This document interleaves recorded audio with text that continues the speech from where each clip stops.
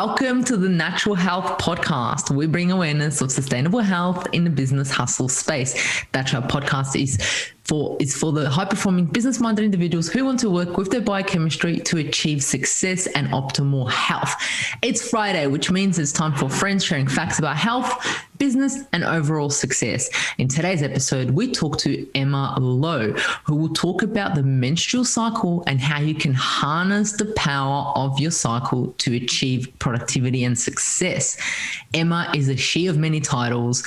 She's a feminine empowerment coach, a menstrual health and sexuality educator, an experienced yoga teacher and continuing educator provider, founder of Essential Nature.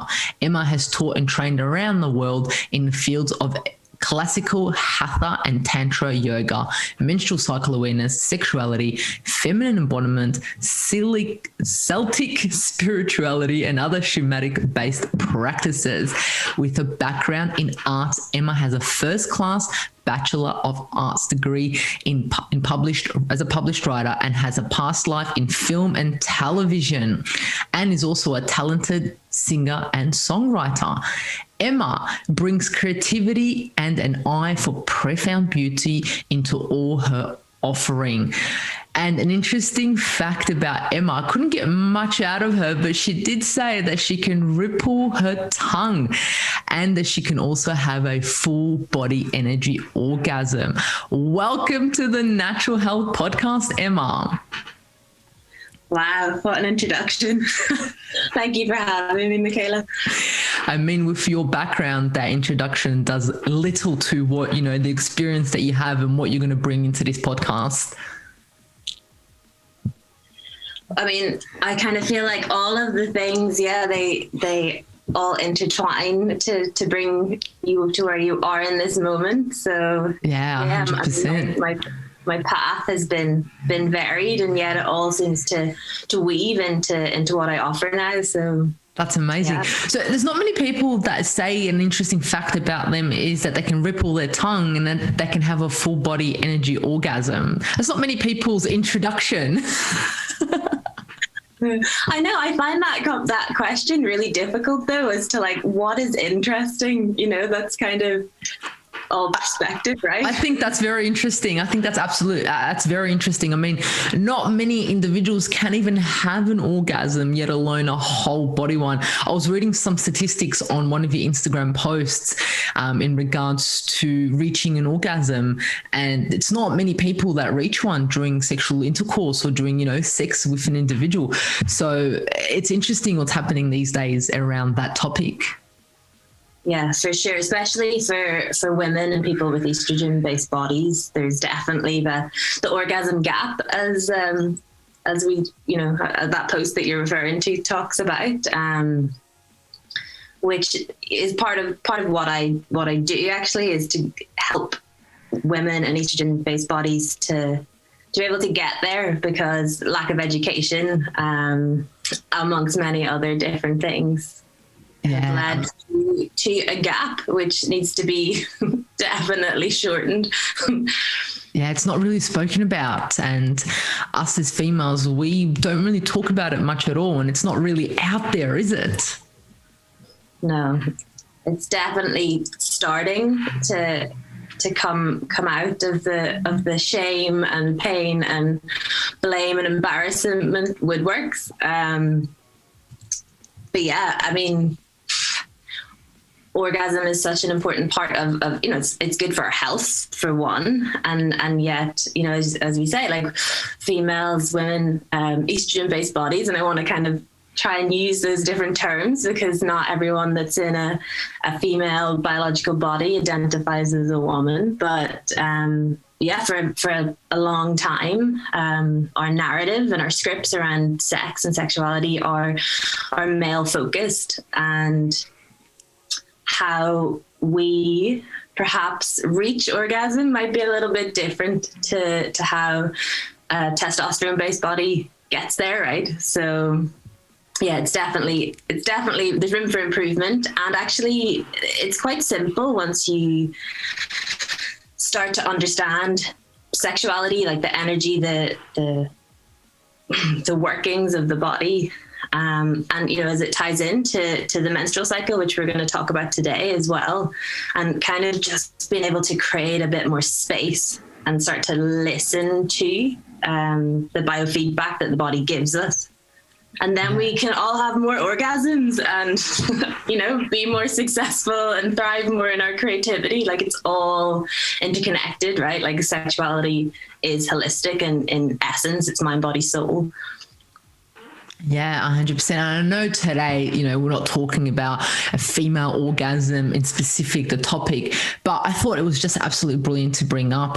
And, you know, it is something that we all steer away from a lot because it's kind of like not really looked upon as a positive thing to talk about. But I love that there are people like you out there that are saying, no, this is healthy. And, you know, and talking about it from a health perspective, I mean, if you don't have a sexual drive, a libido or an orgasm, there may be some underlying issues happening inside of the body, you know? Yeah, exactly. And, you know, some of that might be connected to a hormonal imbalance. Like, I'll talk about maybe in a little bit how you have these cycles of sexual energy, of arousal within the body. And also a big part of sex and sexuality is to do with de-stressing. Like, in order to reach orgasm, it might not be that it's not that there's anything wrong with you if you're listening and you're not able to climax, to get into those peak states of orgasm. It might be because you are too stressed out. And, you know, one of the main things that I talk to my clients and my students about when it comes to both your menstrual health and your sexual vibrance is to de-stress your life. Yeah, 100%. Have that ability. 100%. But before we get into the exciting topic, I wanted to find out a little bit more about you. And I know I got stuck on your interesting fact, and we're digging deep into it, and I love that. But I wanted to know, you know, what have been the key turning points in your life to get to where you are now and what you're doing now? I know. I sidetracked you with tongue ripples and full body energy orgasms. In fact, that start conversations that perhaps you wouldn't otherwise have, right? 100%. Yeah, for me, I guess, like, I came from a creative background. I came from working in film and television for close to a decade, and I was very much on that Western path of what we see as perhaps being successful, of, you know, hitting goals and driving the car and having the house and making the money and climbing up the ladder. And at the same time, I was also playing representational rugby. I don't know if rugby's much of a thing in Australia, is it? Yeah, it kind of is. It's AFL's the key one, and then the rugby, yeah. You know, for want of a better word, quite a like masculine sport. And I'm not saying that, you know, I'm not gendering sports, but in terms of your energy output, right? Like, it's quite physically tough on the body, and the training regime is quite physically tough as well. And so within that kind of landscape, I was experiencing what we call dysmenorrhea, which is really painful periods, with lots of, you know, different side effects within my menstrual cycle, which I didn't really understand, but it was accepted as that's normal. Periods are meant to be painful. So I went on the pill because that's what my doctor recommended. And then within that, it wasn't getting any better. So on one hand, like, you know, the success and the life that I was living was picture perfect. And yet there was this disconnection to what was going on within my body. And that built and built and built those kind of two polarities of disconnection, and yet, like, kind of on the surface seeming to be hitting all these things that we're meant to do to look and be and feel successful. But it got to a point where my body wasn't just whispering these symptoms of hormonal imbalance, and I didn't have this language at that point either, right? But it got to the point where my body was screaming at me, and something deep within my intuition told me that the pill wasn't the right option for me. And so I came off the pill myself. I decided not to go back to the GP because every time I went back to the GP, it was, you know, take pills, have a painkiller. Like it's just part of being a woman who bleeds. And yeah, I didn't accept that. And so I kind of went off on my own journey of wanting to understand my body, but also understand why I was actually really dissatisfied with my life, despite having all the things that I thought I wanted and the things that would please my parents. And, you know, people working in film as well, people think, oh, tell me about this actor that you worked with. And that's so cool that you were on that location. And yet, on a deep level, I was really stressed. I was really burnt out. And I needed something to shift. And I ended up in Bali, where many of us end up for these, you know, initiations onto different paths. And I went out there to do a yoga teacher training, you know, your foundational 200 hours. As a retreat. It was a personal retreat. I had no intention of being a yoga teacher. I just wanted a break from the film industry and from my life. And during that teacher training, I found myself in a workshop about feminine, I think it was called the divine feminine. A big part of it was talking about menstrual cycles and feminine energy. And you know, you'd maybe think that would be super inspiring. And actually it was really painful for me to sit through. I had this deep sense of oof, that's not how I'm living my life. And there was a pain with that, which sort of encouraged me, I guess, to then go further into that work and start to understand, you know, what is my body's rhythm, what is my cyclical nature, how does that tie into my sexuality and maybe the shame that I hold around that. So that one workshop really opened up a lot of painful avenues of inquiry to explore. And that was kind of it. I mean, I never really went back to my old life. I spent about 4 years traveling the world, searching for, you know, from different traditions, what it means to be in your body, what it means to understand the world from a more feminine perspective. And yeah, how through accessing the wisdom that's already within the body, how that can become a blueprint for your life. So it's not just a case of being on retreat all the time, you know. There is a way of finding that balance, I guess. So yeah, again, many paths have led me to where I am, but it came from this place of deep disconnection, of shame, of pain, to now being in a place where I don't experience any discomfort around my cycle, and all from natural ways of balancing the hormonal system, which blew my mind. I didn't have that awareness about my body, about my reproductive system. It blew my mind that we weren't taught that in schools, that we don't talk openly about periods and sexuality. When they have such potential, not just to make you feel better, you know, and be able to thrive, but also from a spiritual perspective, to connect to these expanded states of consciousness that many of us are seeking, maybe wrongly, but actually, you know, the wisdom is in your body, and all you have to do is tune in and listen to what your body's saying in order to access those states. Yeah, so it blew my mind. Yeah, wow. So gone from working in film and, you know, people looking up to you and being like, oh my gosh, you're so lucky to be working on this scene with that actor on this TV show. It's And then you're just kind of like, you didn't feel yourself. You didn't feel like you were fulfilled, but everyone else thought you were fulfilled. And then you ended up in Bali. I mean, what a place to end up. Absolutely beautiful, absolutely brilliant to end up there to, I guess, awaken in a sense, and then learn all of these things about, you know, the feminine energy and feminine power. And then here you are today, you know, being the, you know, feminine empowerment coach and sexuality and passing the education on. I think that's absolutely brilliant. And I mean, I guess your view of success would have changed throughout the years, and you touched upon that a little bit. You said, so what is your view of success now?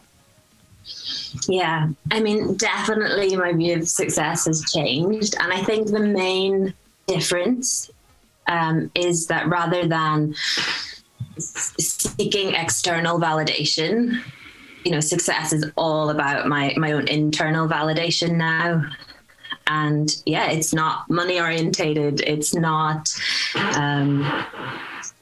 orientated around what other people think, even in terms of within my field, you know, like it's about really anchoring to my own truth and my own wisdom and finding the contentment, like having come from a place of being, you know, on paper, really like what people want, apparently, or what we're told that we should want. Apparently. I love that. Yeah. Apparently. But, you know, you kind of, for me, and I think for a lot of people, and especially women, there's this social empowerment that we've had, and it gives us this freedom to go for whatever you want in terms of success. And yet there's this part, or for me anyway, there was this part of me that was like, yeah, I'm socially empowered and I'm successful, and yet I'm not understanding my body.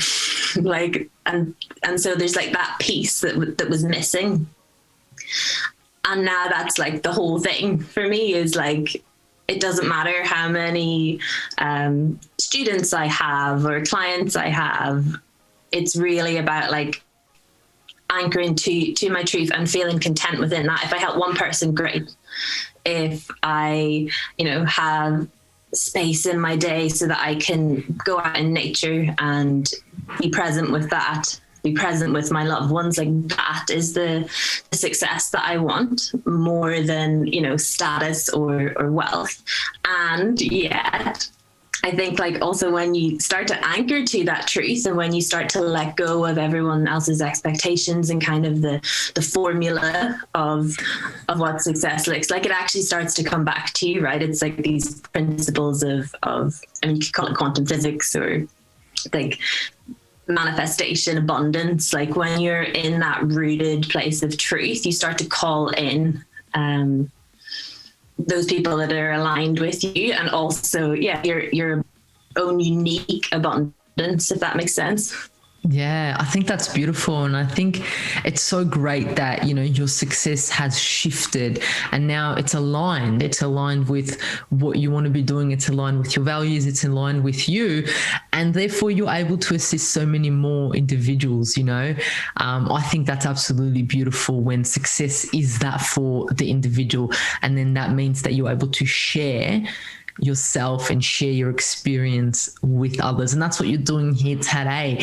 And talking about today's topic, right, the menstrual cycle and how we can harness the power to be more productive. Before we get into that, what if individuals are listening, what is your understanding, or what is the menstrual cycle, and why should we actually be more aware of it? I know, I mean, it's not really taught as much in school. We get a little bit like, okay, you have to either wear a pad or a tampon when you get blood, and that's kind of it. And on top of that, people say, oh, it's going to hurt a lot and you're going to need chocolates. So that's kind of like the basic of what most people know about the menstrual cycle, and we're not that aware of it. But why would you say it's important to be aware of it? Yeah. So firstly, yes, as you said, like our education or awareness around our menstrual cycle tends to be focused on menstruation, which is the physical shedding of the uterine lining, or the bleed that we get. And yet the menstrual cycle is actually a daily changing process that happens from bleed to bleed. And there are quite distinct shifts within the cycle in terms of your hormones, but also in terms of, how you feel in terms of your energy, your mood, your clarity, your sex drive, or your libido. So there's actually like a whole daily evolving process that's involved with it. It's not just the bleeding part. And most of us aren't aware of that. And within the framework in which we are told to live our lives, there's not a lot of room to fully allow for flow with the whole of the cycle. We tend to be on all the time, this rise and grind culture, the go, go, go, go, go. And yet within the blueprint of your body, there is a time for action and a time for rest. There's a time for thinking and a time for being. There's a time for, dreaming, and then a time for putting that into action. And that's what the menstrual cycle can give you if you start to become aware of it.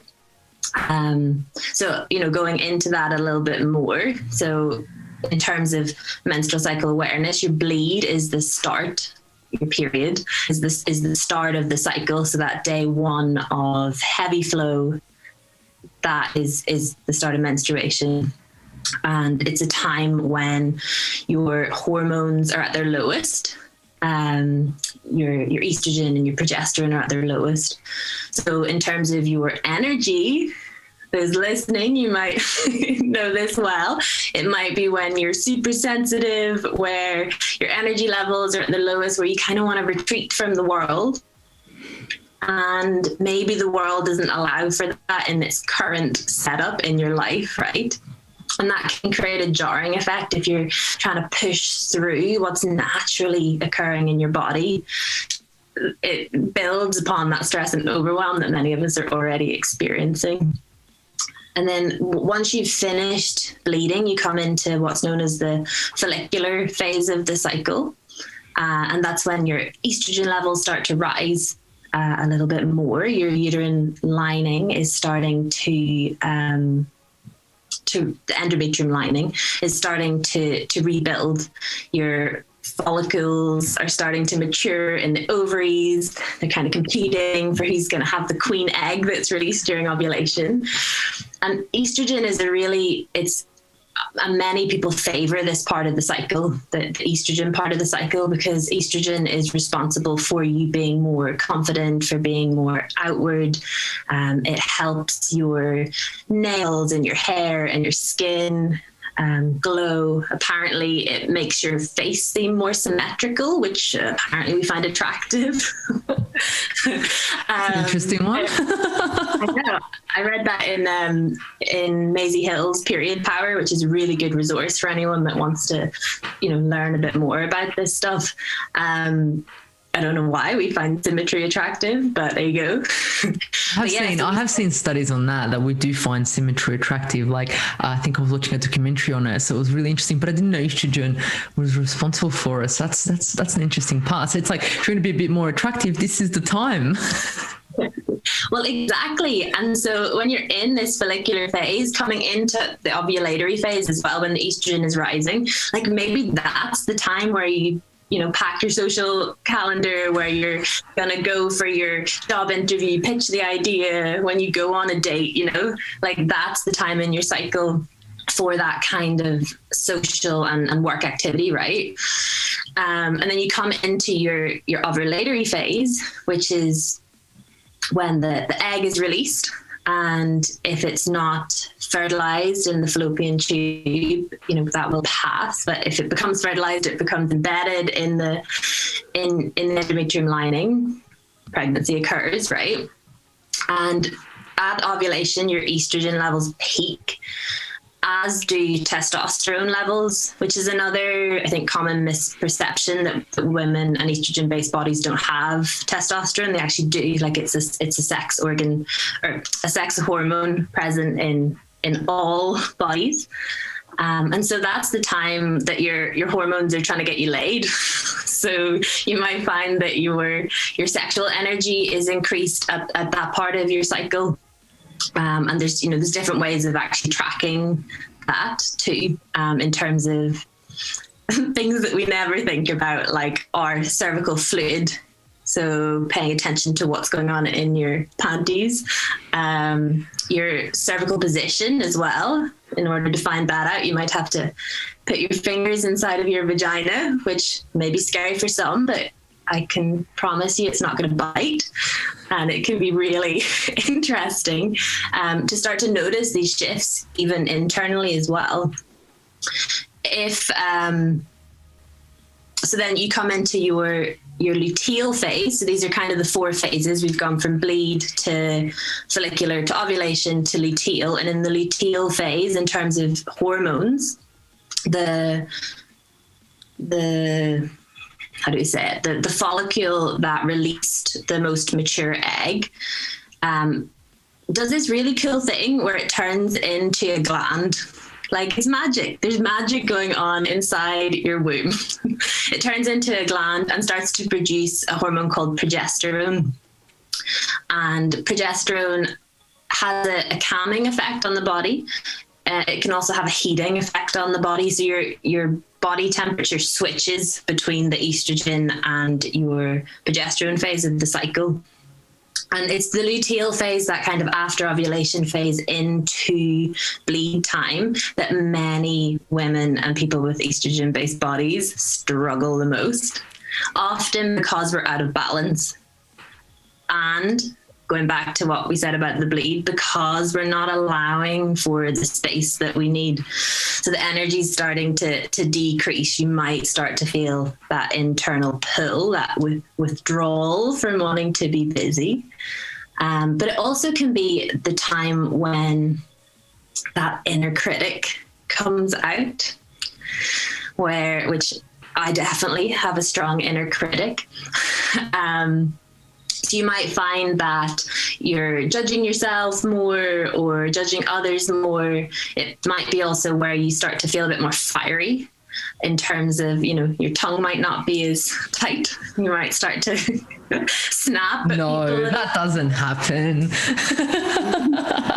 Well, and, it kind of is what is perceived as like, the negative aspect of being in this body, right, is that kind of that downward energy and into the bleed. And yet, if we do, and I've seen this time and time again, I've seen it within myself, if you create a bit more space during that half of the cycle, you're not as reactive, you can respond a little bit better, and it really illuminates what is already not okay. It's not that your hormones are turning you into a wild witch. Not that I embrace the wild witch, but that it highlights the things that need to change. And so you can kind of view that part of your cycle as, like, I call it my review and edit phase, or it's harvest, right? Like, you are kind of able to reap the abundance of what you've already set up in the first part of your cycle, but also, what seeds do we want to plant? What are we going to weed out that's not going to come with us into the next cycle? And so, that's a very, very quick journey around the menstrual cycle. There's lots of, each phase has its own, distinct superpowers and shadow elements to it. But in essence, it's this blueprint, or like a medicine wheel almost, of energy. And when you start to live in flow with it, so when you start to create space during your bleed, you then have more energy available to fuel the rest of your cycle. When you create a bit more space in your luteal phase and that downward energy, maybe there's other things. It's not that you're not being productive, but actually that you're able to shift your mindset around what productivity and, even success is, so that you thrive more in the parts of the cycle that your body really sets you up to do so. Yeah. Oh my gosh. Wow. You said it's like a minor or like basic explanation. I think individuals that are listening to this are like mind blown because they're like, this is more than I even knew. And like you said, they only knew about the menstrual cycle was the bleeding part, and that's it. It's just that we bleed and that's our menstrual cycle, but it's a whole 28, well, depending on the person, 26, 27, 28, 29, 30-day cycle of all these energy flows, of these ups and downs, of all of these hormone changes. And that's the biological things that are happening inside of our body. But then we're looking into all of the energy stuff that's happening inside of our body. And that is absolutely huge. I mean, there's so much happening and it's extraordinary. And thank you so much for explaining that to us in simple, but yet such effective, and in such an effective way. But I wanted to know, and I know a lot of women, they actually have a very negative association with their cycle, just about before they get their menstrual bleed. It's a very negative aspect to it. Like, they use words such as, I hate my periods, I don't want to bleed, or here comes pain, or something along those lines. So why do you think that happens? Why do you think so many women have this negative association? Mm-hmm. You're like, this is my goodie. I mean, firstly, tying into what I was saying about honoring the natural energy that's occurring, we live in a patriarchal society that doesn't honor that feminine nature. And so that in itself is jarring if you are trying to, rise and grind. If you're trying to be on the go all the time, you're not able to really tune in and harness the power of that cycle. And so we are combating thousands of years of living in this patriarchal framework, for one. There's so many different avenues my mind's going. So yeah, that's one thing. And also with the patriarchy coming in, like there was a big shift around honoring the feminine in general. We lost our goddess cultures. Not that we lost them, but they were certainly like pressed underground. We've lost connection to an extent to ourselves as nature and the natural world that we live in, which, as within, as without, right? And vice versa. And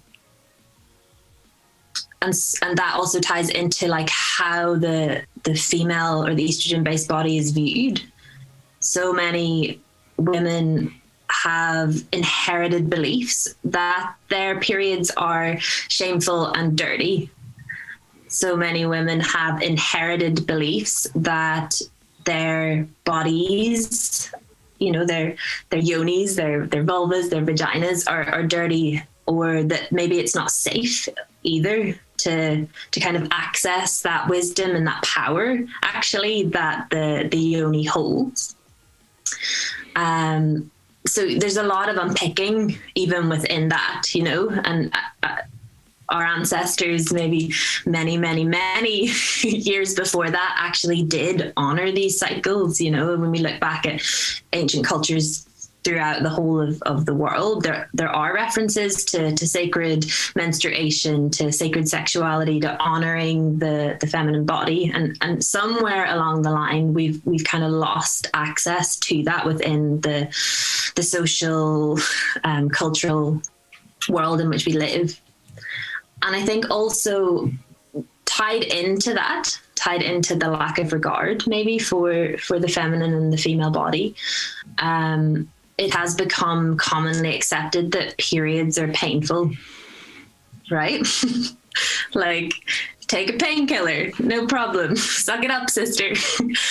And that is a problem in itself, because if you're accepting that pain is normal, you don't tend to celebrate that, for one, but you're also not. And if your doctor's telling you that that's the case, you're not necessarily going to inquire down any other avenues about it. And I think it's something like, it depends on what studies you look at, but it's between 80 to 90% of women are experiencing symptoms of hormonal imbalance.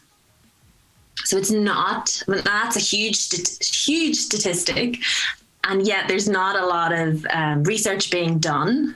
There's not a lot of research being funded into why that's the case, or how we can, address this at the root cause of the issue, rather than just kind of putting a plaster on it. And so the narrative needs to shift. And it is definitely changing. There's definitely more conversations happening around periods. There's conversations around how to balance your system naturally, how to honor the body, and to see it as something that is sacred and worthy of your time and worthy of your own, devotion and honoring. But yeah, I mean, it's no wonder based on the crap education that we get around our menstrual health and sexuality. Those two things are kind of, you can't really separate them, based on the conditioning that we've inherited.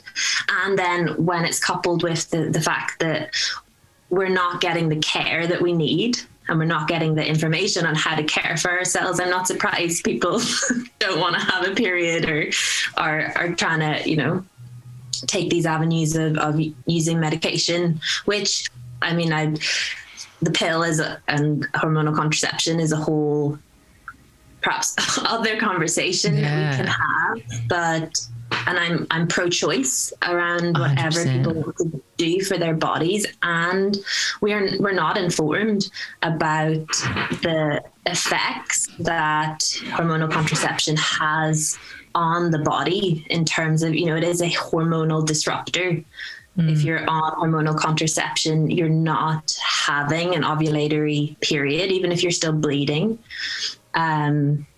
You're not getting the progesterone part of the cycle. You're getting a synthetic hormone from your meds, which is called progestin, but it's not quite the same thing. And that has a huge, the studies are starting to come out about the health implications and the fertility implications on that. And fertility is a whole other thing as well with our menstrual cycle. We're told not to have sex. We're told it's really easy to get pregnant. And yet actually, within that menstrual cycle, which it's actually between sort of 20 to 40 days is considered a normal cycle, with 28 being the textbook. But there's only about 6 days within that period that you can actually get pregnant. And so what I find more and more is that people go from this idea of like, I have to be on hormonal contraception because I don't want to get pregnant. And then they come off the pill and they can't get pregnant. They have these epically painful fertility journeys. We're not taught about that in our education, right? And so, I mean, there's definitely some big issues to be addressed around why we don't enjoy bleeding. And on that, I could riff on this all day, but actually when you do start to slow down, when you start to address your relationship with your bleed, when you start to address your relationship with the more feminine aspects of life, the resting, the intuiting, the embodiment, the being, as opposed to constantly on the go and doing, there is some real magic that can happen during those phases where you really have this deep sense of connection to your own intuition. And for those that are so inclined, also a connection to the spirit or source energy, like a greater wisdom than just what we hold. And that, there's a sort of resurgence of what is called red tent culture, which is this, again, it's one of these kind of ancient ideas that women used to all bleed together. And so when it was the new moon, women would retreat and bleed together, and that it was this kind of time of the thinning of the veils, where actually the men would come to the women and ask for advice on tribal matters, because they were so deeply connected, not just to their own wisdom, but to the spirit world, which, Wow. imagine that within our working world today, where women were actually like given the space to like go into dream time and access their wisdom and their power in that way. Like the world of success and productivity would absolutely like flip on its head in terms of what maybe we could all achieve collectively. Yeah, wow, 100%. And the interesting point that you said about the pill and like you pro-choice 100% is the fact that, okay, we know what it does on the biological level in our body, on a biochemistry level. It stops us having our period, our cycle, our bleed, right? But with what you said at the start, there's a whole energy aspect of our cycle. So by taking the pill, from my understanding, we are disrupting that whole energy, that whole feminine energy cycle. So we may be feeling less feminine. We may be imbalanced, not just hormonally, but we may be imbalanced as us, as energy, as an energy being. We're imbalanced because we're stopping that cycle that's been going on for years and centuries and who knows how many years of us having our menstrual cycle. So it's interesting just even looking at it from that perspective. Yeah, for sure. And a lot of women that I work with, and, from being in this field, those that are on hormonal contraception do feel a sense of disconnect from themselves. But I mean, we also need to think that a lot of people feel that too. Yeah. And there's, there's no shame also in having followed your doctor's advice. Like that is the go-to for any, hormonal imbalance with regards to the menstrual cycle. Yes, that needs to change. Yes, we need to have a more holistic approach to it. But yeah, people, women, estrogen-based bodies, people, have layers and layers and layers of disconnect, and so it's not an easy journey, perhaps, and yet all of the wisdom and intuition is already within you. It's this journey of really coming back home to yourself. But yeah, the pill is, and in my own personal experience as well, like I was told to take the pill, and I did for a number of years, not because of contraception, like that I think is the only reason that you should take hormonal contraception, but it didn't make my symptoms any less.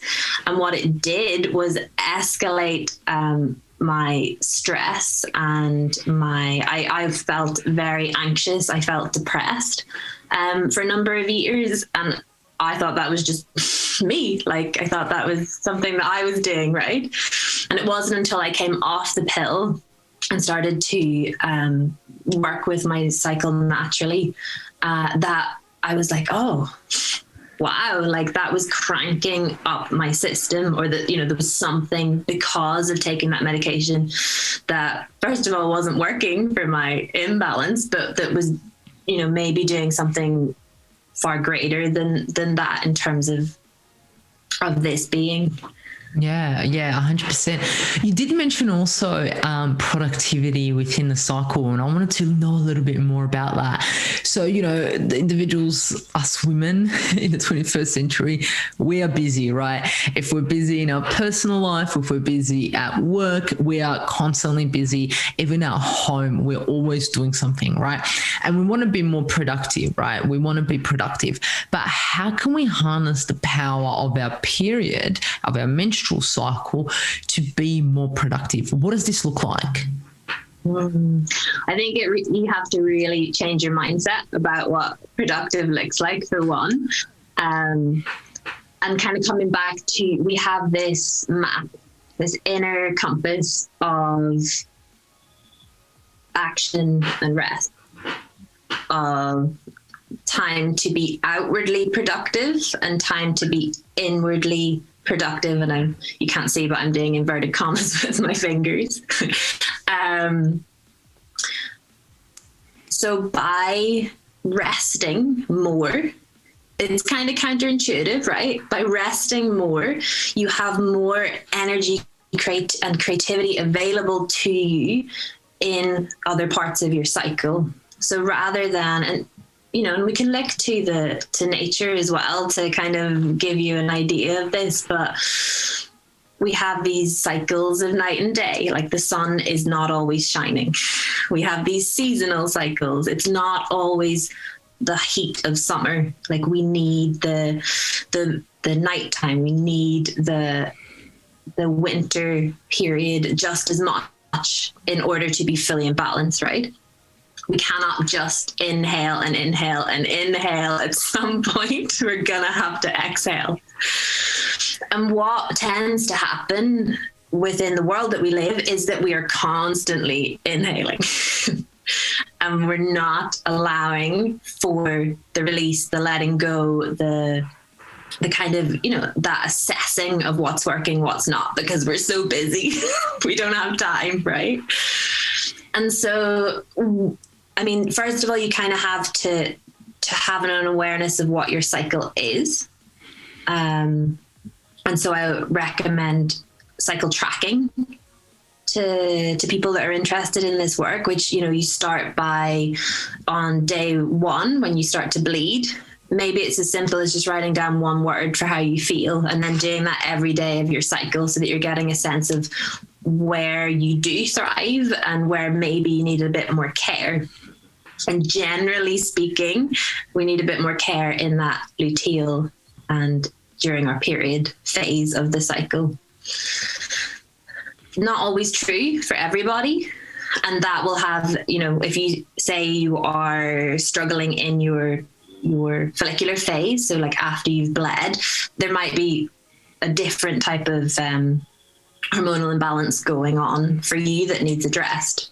But the first thing is really to get to know what's going on with your own unique cycle. And then from that, assessing where maybe you can make small changes. So, not everybody has the ability to completely retreat during their period. Maybe we've got children and jobs and things that we have to do, but there's little tweaks that you could make to your cycle to harness your body's natural rhythm. So maybe that does look like taking half an hour to yourself when you're bleeding. Maybe it means like changing your training regime so that you're not doing like high intensity workouts at that point of the cycle. And maybe, when you're in your ovulatory phase, that's the time you're going for your personal bests. And also in terms of like how you schedule your work life. If you have the luxury of doing that, I know not everybody does, but if you do have that ability to kind of tweak your working schedule, your luteal phase might not be the time to, as I say, like pitch a new idea or to do a big presentation and work.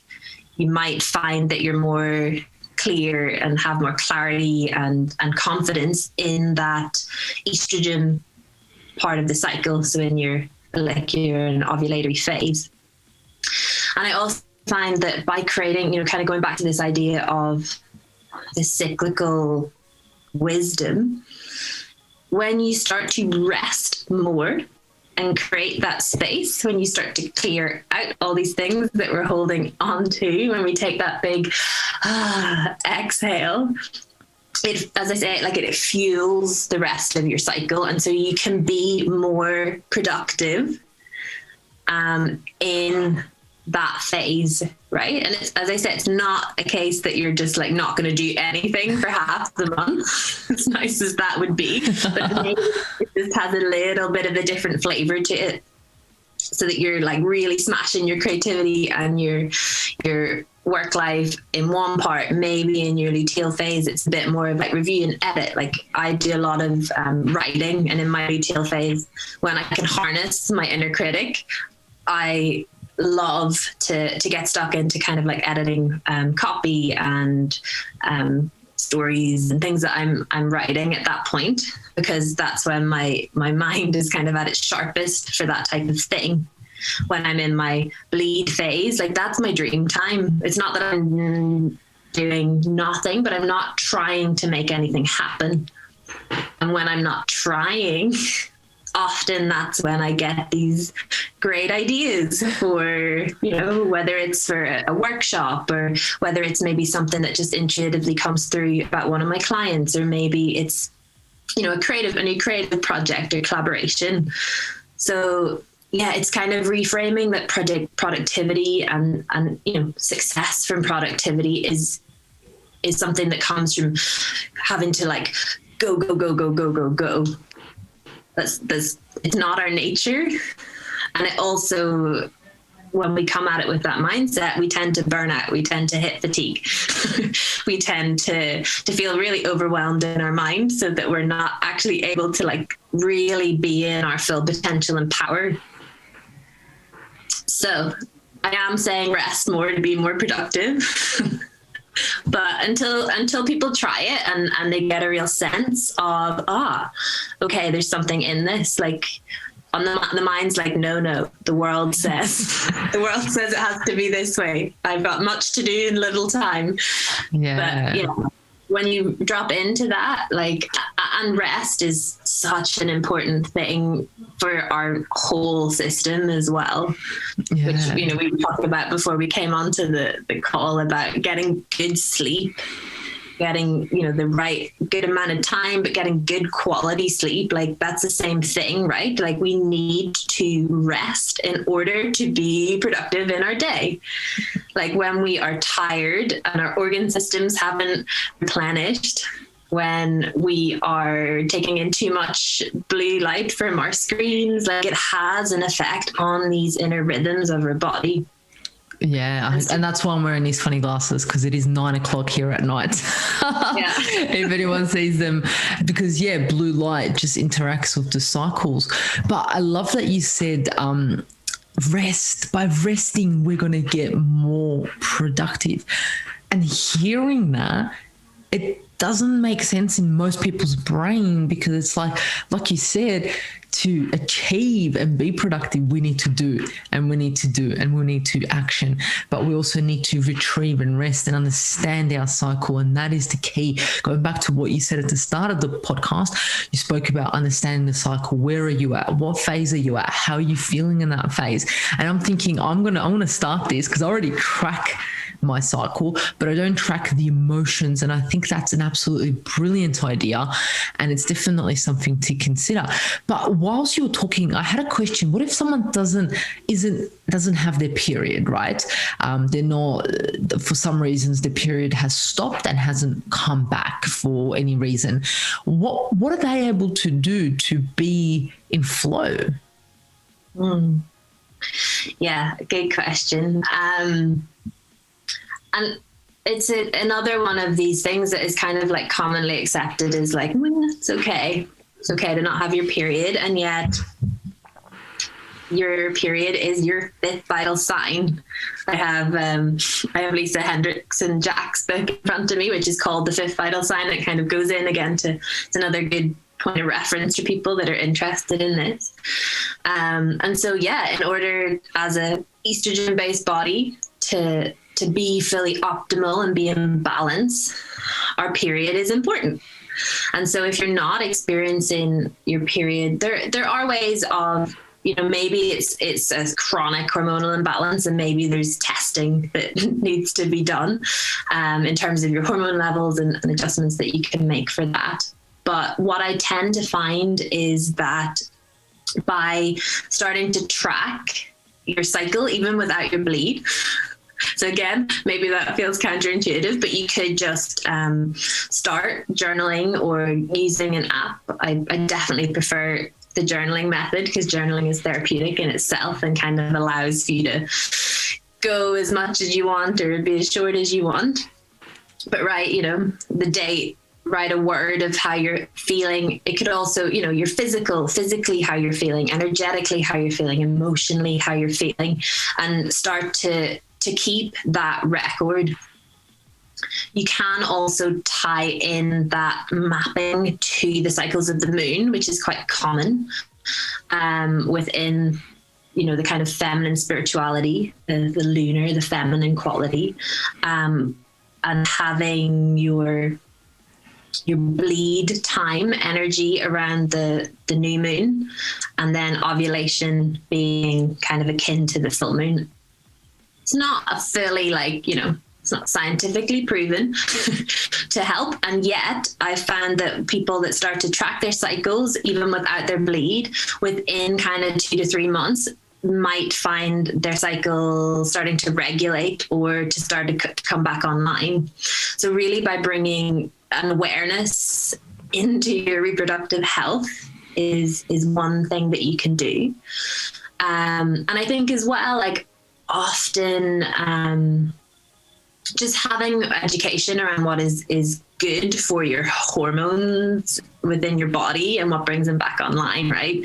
Like, so sleep is one of the big ones, getting enough sleep, resting, de-stressing your life.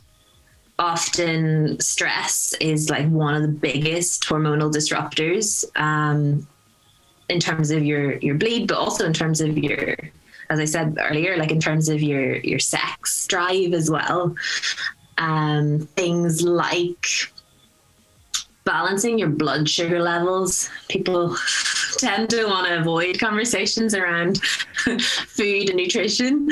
And yet, like eating whole some food, trying to eat as close to the earth as possible so that you're not taking in chemicals or xenoestrogens, which are chemicals that kind of act like estrogen. Balancing the blood sugar levels, reducing your caffeine and your alcohol intake, another one that people don't necessarily want to do. And also, if you're like a super gym bunny, laying off that kind of really like yang exercise, not stopping completely, but just that can be one of the big reasons that women lose their bleed, is because of too much yang, too much masculine energy in their lives. So that's some ideas for kind of how you can start to balance the system. Yeah. And also coming back to hormonal contraception, like often women can find that after they come off the pill, that there is a period where, they experience no bleed, and that's common. And so it can take, from anywhere from 3 months to a year for that to regulate. And so supporting yourself with these natural ways to hormone balance, if that's you, is a really good thing for you to do. Yeah, that's brilliant. I love all those tips and ideas. Absolutely love that. But one thing that you did touch upon just a little bit, is in regards to the sex life and the period, your menstrual cycle. Mm-hmm. So how would you be able to schedule your sex life to get the most out of it, in a sense? I mean, it depends on all individuals, but from what you said to me, sounds like around ovulation time. Yeah. I mean, your hormones definitely have this imprint of when you're most wanting to get it on. And yeah, around that kind of, and also, if you're in your estrogen based part of the cycle and you're just feeling a bit more symmetrical and like you're kind of maybe more wanting to be seen sexually, right? And yeah, once you come into that estrogen, or when you come into ovulation and you've got those surges of estrogen and you're really like, woohoo, I am at my finest. And your testosterone levels are peaking as well. Like, you could schedule that time to be with a partner or a new lover or with yourself. Like, let's not forget the magic of a self-pleasure practice as well. But I also want to be careful with that, because that would indicate that there's maybe only 6 days within your cycle that you're fully in your sexual power. And yes, hormones do play a big role in, as I said, trying to get you laid because of this biological process that's going on. And yet the biggest sexual organ, if you like, actually is your brain. So while arousal is this biochemical process that's going on, sexual desire comes from your brain's connection to the body and to the yoni. And that's in so many individuals. We see our brain as separate to our body. So how are we supposed to connect the two together and have that pleasure? This is a good topic. I think de-stressing, like, I don't know if I've said this enough, like de-stressing. That's definitely one of your practical tips to take away is de-stressing. Which, I mean, it sounds a bit fluffy when you say like de-stress, like what does that actually look like? But that will depend on each individual's life, like what is causing you stress in your life. Because when we are stressed, when we're stressed, we divert from enjoyment and pleasure, because if you've got low level anxiety or chronic anxiety, or if you're in that kind of like cortisol reaction all the time, you're not necessarily gonna want to get your sexy on. And so like addressing the stresses in your life and trying to create a bit more space within your sexual scenario, whether it's with yourself or with another, so that you're giving yourself time to kind of come out of all the thoughts that are whizzing around that busy mind and allowing yourself to drop into the body. So anchoring to your breath, anchoring to the sensation, the physical sensation that is arising, and slowing down as well. I read recently that the average sexual encounter is between 2 and 3 minutes. Like no wonder women aren't orgasming. It takes us a little bit longer than that. 3.5, no, a little bit longer. 4 minutes. No, like, so it's being able to slow down and really like feel, I think is a big thing that we're missing. Because often, and again, coming back to that conditioning as women, we can tend to be in our heads a lot during sex. We can tend to be judging our experience. What do they think of me? Like, do I smell funny? Like, can they see that, like, beautiful round tummy protruding? Or even like kind of going into the other end of like trying to perform, because we have this idea embedded in us of what sex should look, sound, feel like. And so long as we stay in the head, kind of the pleasure of the experience and even those peak states of orgasm can elude us.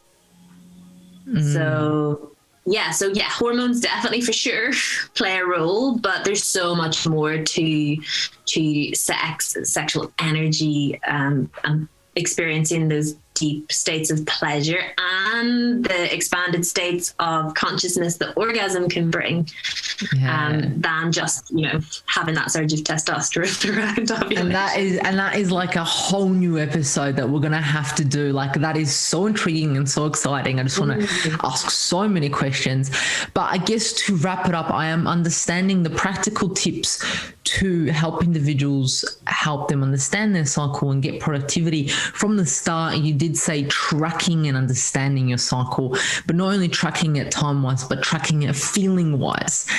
And then de-stress, you kept saying de-stress, and sleep. Is there any other practical tips that you would think want to put in there in regards to incorporating to be in the flow and getting the most and being productive with their menstrual cycle? I mean, I think starting off with the tracking and addressing what your relationship is to your bleed. That can be, because really how you treat your bleed is what will either, allow you to thrive or to set you up for a fall in the rest of your cycle.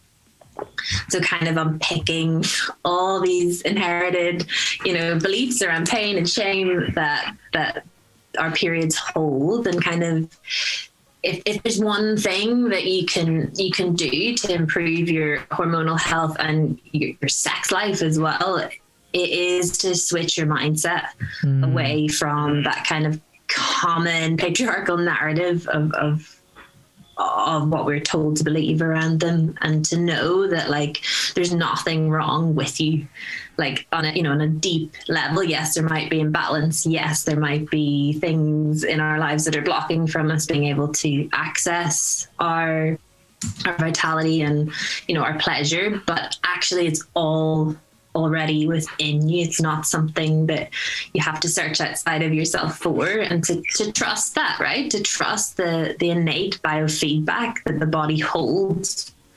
Like the blueprint of balance is already there. The blueprint of accessing your creativity, of accessing your like most, you know, brilliant state of productivity and being, it's already within you. So I think that's you know, aside from, you know, the obvious of like watching your food and maybe not smoking or drinking enough water, sleeping, like all those kind of things that we already know we should do. When you really start to listen to the body, it becomes less of a like another thing we have to do, and something that is just like, oh yeah, we've got this. Like we're a team. I'm listening, you know? Yeah, I love that. Working as a team with your body, which is the way we should be, but not just with our body, mind, spirit, soul, everything working aligned together. Thank you so much for sharing so much information, so much value.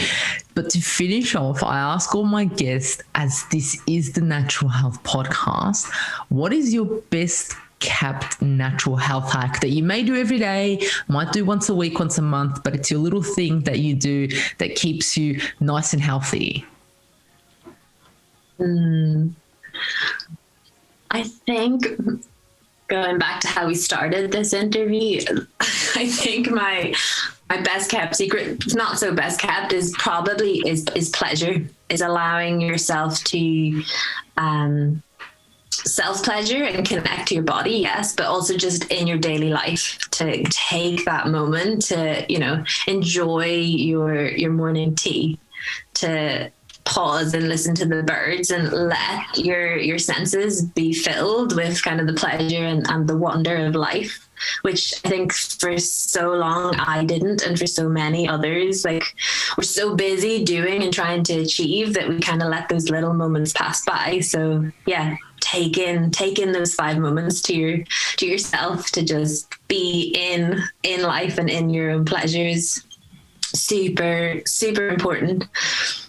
That's so beautiful. That's absolutely beautiful. And it's sometimes easy said and hard done, but it is definitely something to take away and enjoy that pleasure and understand that I'm allowed to sit here and listen to these birds. I'm allowed to do this. I'm worthy of this. I can do this, and it's going to benefit me, and rest. I love that. Absolutely love that. So for anyone who's been listening to this podcast episode and is absolutely in love with you, Emma, and wants to know more, where can they get in touch with you? So at the moment, you can get in touch with me via my Instagram, which is Essential Nature Yoga. At the moment, I'm going through a bit of a shift in the back end, but yeah, for now, that or by email is probably the best access point. And we'll see. We might have a new website launching soon with some pretty cool offerings. So stay tuned for that. Beautiful. And I'll put that all in the show notes, and I'll update it once your website is live, and I'll put it in there. But look, you have blown our minds. You've blown our information about the menstrual cycle, the energy flow, orgasm, sex life, the feminine divine. So many little keywords that we've spoken about in today's episode, and the audience is so thankful, and I'm thankful for your time. I really, really appreciate you sharing your experience and your knowledge here with us. Yeah, thank you so much for having me on, and yeah, hi to you guys over in Australia and your warm weather as I sit in a very rainy Ireland in March. I'm Beautiful. looking forward to being able to travel again soon. I know, we are too. Thank you so much, Emma, and thank you for joining us at the Natural Health Podcast. And remember, the missing link between failure and success is your health.